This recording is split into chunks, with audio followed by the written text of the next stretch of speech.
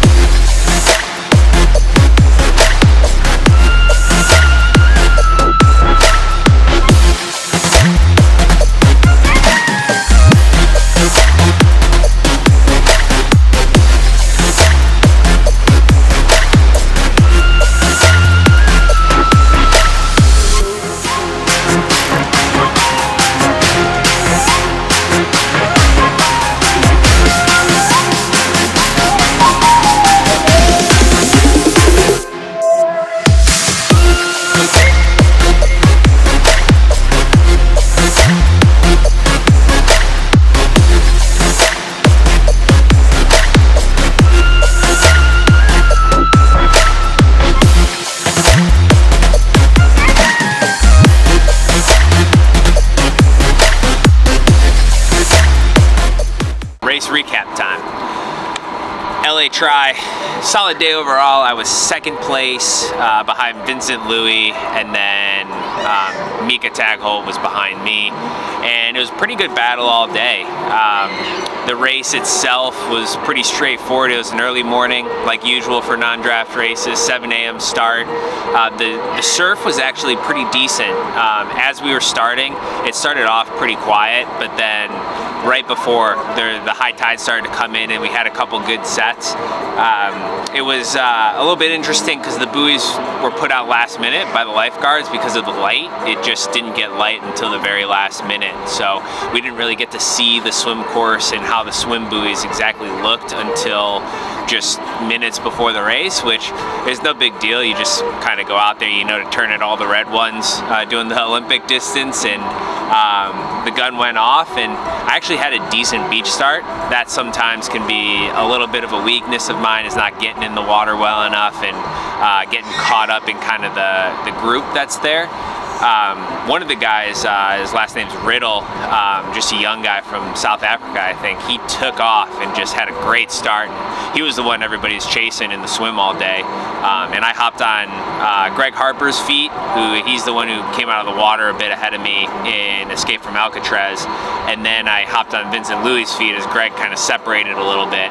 And they both kind of played off each other and swam a little bit faster than me. And I was a bit in no man's land with, I think, Eric Lagerstrom and probably Mickey, who was right there. And I think they had about 30 seconds out of the water, give or take. I just kind of fell into rhythm.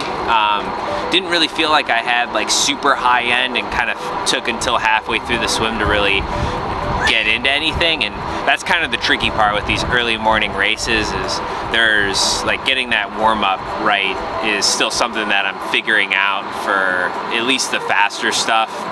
When it's kind of cold water and a wetsuit swim, I just tend to feel a little tight, and this one I felt decent, but just didn't have that like real good pop that I needed to hold those really good swimmers' legs. I attacked that beach run into T1 after the swim, and was able to make up a little bit of time, and I think I gapped Eric just a little bit, and was on my own on the bike then, and I just set my sights down and just hammered for the first 15 minutes. Really it was the first 10, and I was able to catch Harper pretty quick, and then Vince and Riddle were up ahead and caught them right about that 10-minute mark. Took a few minutes to just regroup, and then I tried pushing the pace once more. And from there, I think that probably helped establish us a little bit, at least Vince and I. And then Mickey caught us on that last turn off of Venice Boulevard, which is kind of this long false flat up a little bit.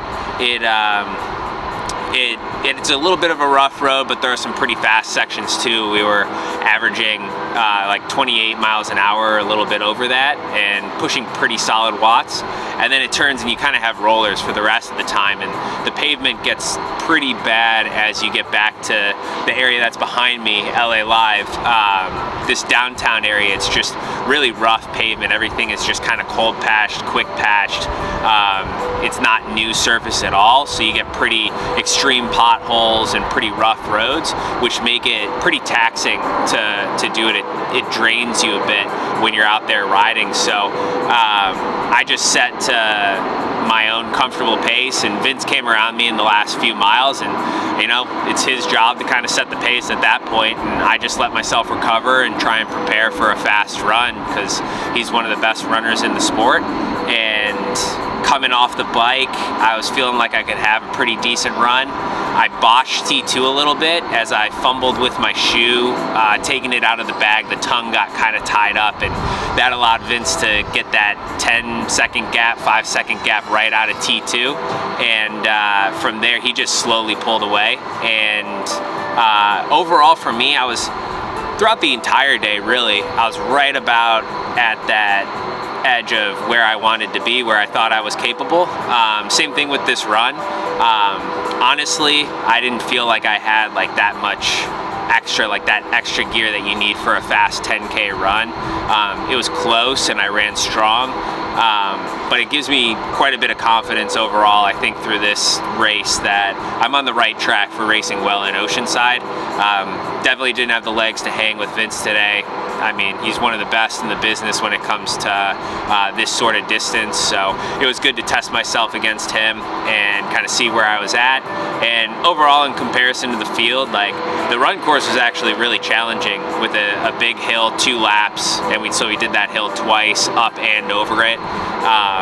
My 10K time wasn't awful in comparison to the other guys. I was, you know, maybe a top 5 run split, which is pretty solid for me. So I feel like overall it was a really solid day, and don't really have too much to really harp on and be negative about.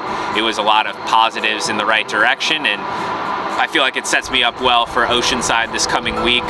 It's just going to be a lot of light training, prepping the body for another good effort, and it's going to be, you know, kind of similar, just a couple hours more. So looking forward to that. Okay, so first stop on our LA tour, making the most of our few hours that we have here. I'm going to let Courtney explain. We're going to the Cecil Hotel, and why are we going to look at a hotel, Courtney? Halloween is upon us, and this is a haunted hotel. There's a documentary on Netflix where this woman went to go visit this hotel. She was, I think, from a different country maybe or something. Yeah. Hello. And anyway, she went missing and nobody could find her. And there was like serial killers that had stayed at this hotel, and they thought maybe one of them did it. It's a really creepy old haunted hotel. Anyway, long story short, I'm not gonna ruin the documentary. Netflix, but she was found in the hotel. Not gonna say where. Spoiler alert. Well, spoiler alert, but I'm not gonna say where or what really happened. Go watch the documentary, is what Courtney's saying. Yeah, here we go. Right, so we're gonna check it out. Okay.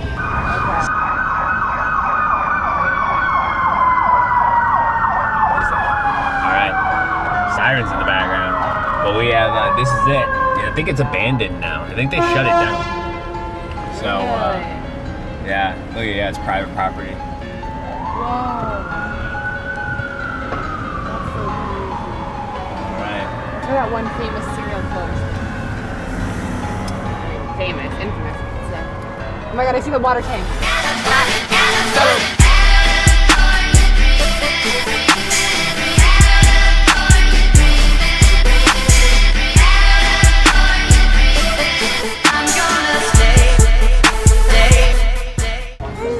We're in Beverly Hills. We're just hanging out, getting some food, relaxing after the race. With a baby. Let me see. Yeah.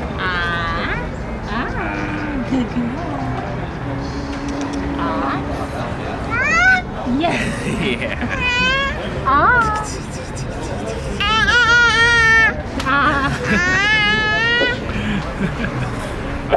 try again? Okay. Yeah, I gotta watch it. She's gonna pull it up.